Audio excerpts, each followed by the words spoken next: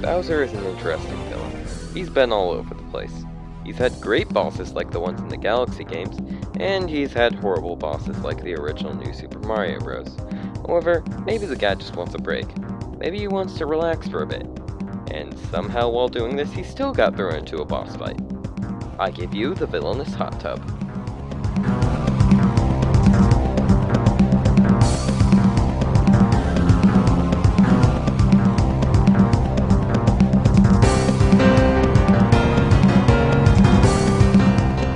First off, this boss fight is a close contender for the corn fight and worst boss design ever.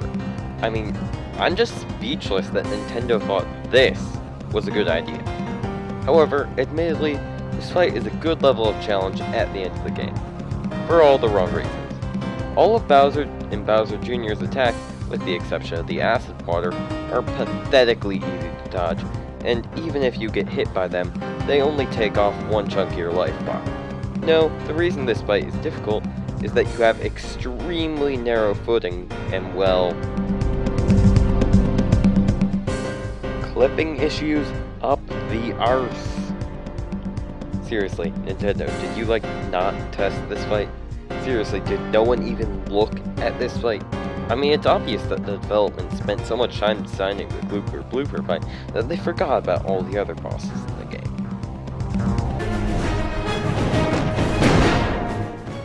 In case you haven't noticed, I kind of like evil doppelganger bosses. I like it when I feel that in order to defeat a boss, I just simply need to be better than them at the game. It feels like you are fighting and defeating the player you were a few levels ago. And after that entire rant, let's unveil the best of the lot. The one, the only, Necromancer!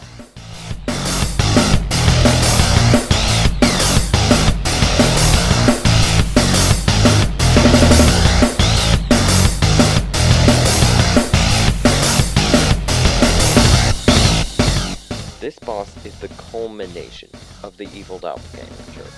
The Necromancer's moves aren't similar to the player's moves. They are the player's moves. You can even unlock the Necromancer as a playable character. Even ignoring the premise, this fight plays out amazingly. Given the waves of enemies before this fight, you will probably be on your last potion, and you will remember it. No matter what, this always ends up a close fight, making it an extremely satisfying fight to play.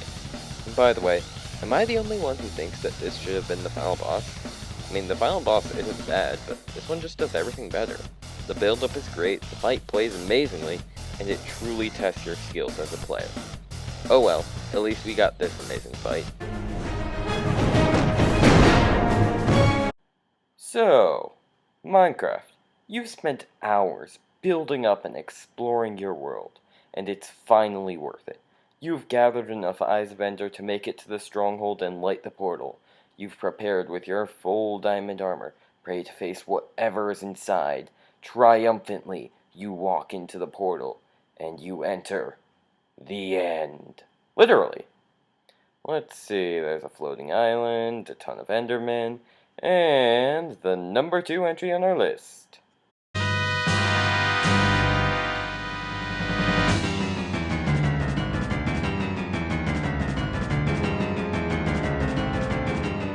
The Ender Dragon fight can be summed up by one word: boring.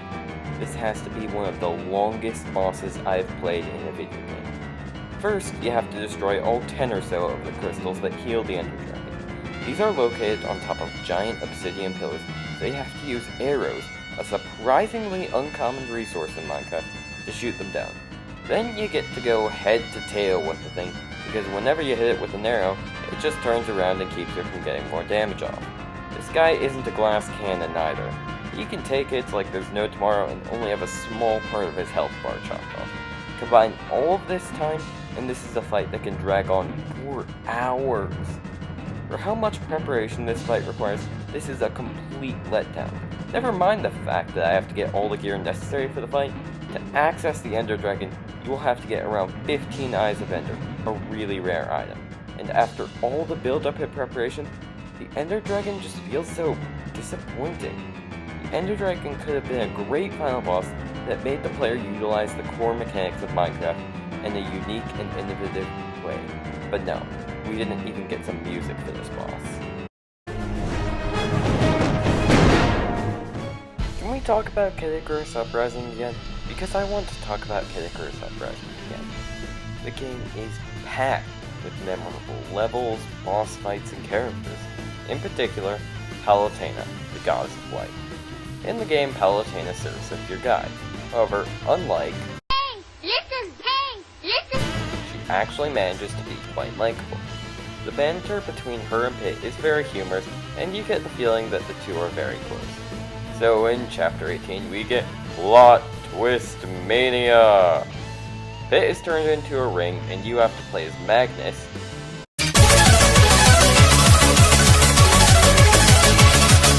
in order to get him out of that. After that, you team up with Viridi, one of the game's former antagonists, in order to help Pit get back to Skyrim. But when we get there, we find some very bad news. Palutena has been possessed by the Chaos King, and is trying to destroy all of civilization. So naturally, this happened.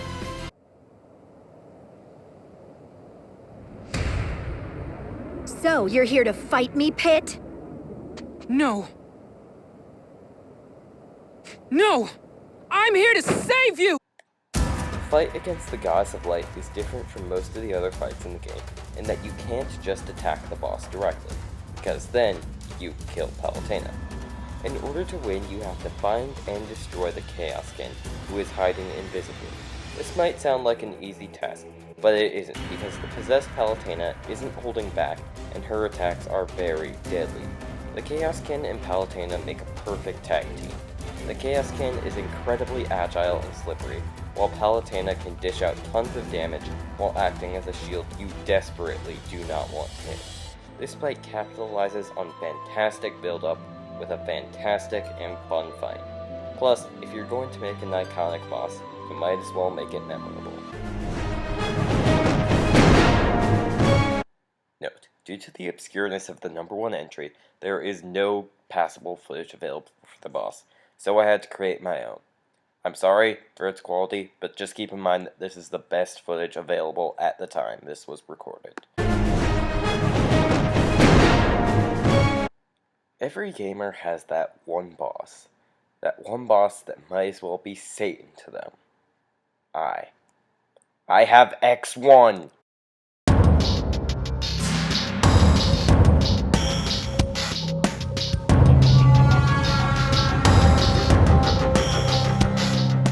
This freaking boss! This boss is the mother of a poorly executed fight. Okay, let's take this piece by piece to keep my head from exploding. For starters, long, unskippable intro scene. You are going to see this scene a lot. Okay then, phase 1. It's so boring. All X1 will do is run at you with his lightsaber and occasionally shoot a blaster at you. Given the nature of this fight as a lightsaber duel, you would think it'd be best to use a lightsaber in this phase. This guy has a huge resistance to the lightsaber, and it takes forever to wear down his health bar. Instead, the best way to beat this boss is to use the blaster, as it wears down his health bar much quicker. So already, this fight deceives you in how you beat it. A major no-no in design. However, it gets worse.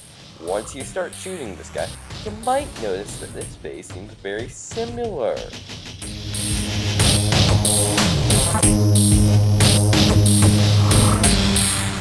Yep, the first phase of this fight is a palette swap. Lazy design incarnate. But you thought the first phase was bad. This bot has yet to even show its true colors. Once you drain a third of his life bar, phase 2 will begin. And oh god, this phase is horrible. In Phase 2, X1 can use his lightsaber as before, throw meteors at you, and perform the ballet dance of doom, and that's it. Plus, now using the blaster, the very thing the game encouraged in Phase 1, is now suicidal because he now deflects your blaster bolts right back at you, chopping off a huge chunk of your health. Okay, so now you are forced to use the lightsaber. Well, the game might as well have replaced your lightsaber with the fan from Super Smash Bros. For how much damage this thing does. This becomes a fight of endurance, a fight to see who can hold on to the pixels of their life bar the longest. And you also have to hold on to your sanity as well, so good luck. This is where another problem of this fight opens up. This. It might not seem like it at first, but these barriers are perfectly placed to leave you wide open to attacks. This fight is my least favorite boss of all time, because it doesn't just do one or two things wrong, it does everything wrong. It's simultaneously way too hard and way too easy. It is frustrating and disappointing. It is so boring. It isn't just one aspect that makes this fight awful. It stands for everything I hate in a boss fight and more. It's frustrating, it's lazy, it's boring, it's poorly designed, and it's my choice for the #1 worst boss of all time. Now let's move on to the good stuff. Guys, I tried. I tried to justify putting Palutena at the #1 spot. But no matter how much I reasoned with myself, I just couldn't put anything above the Undead Core.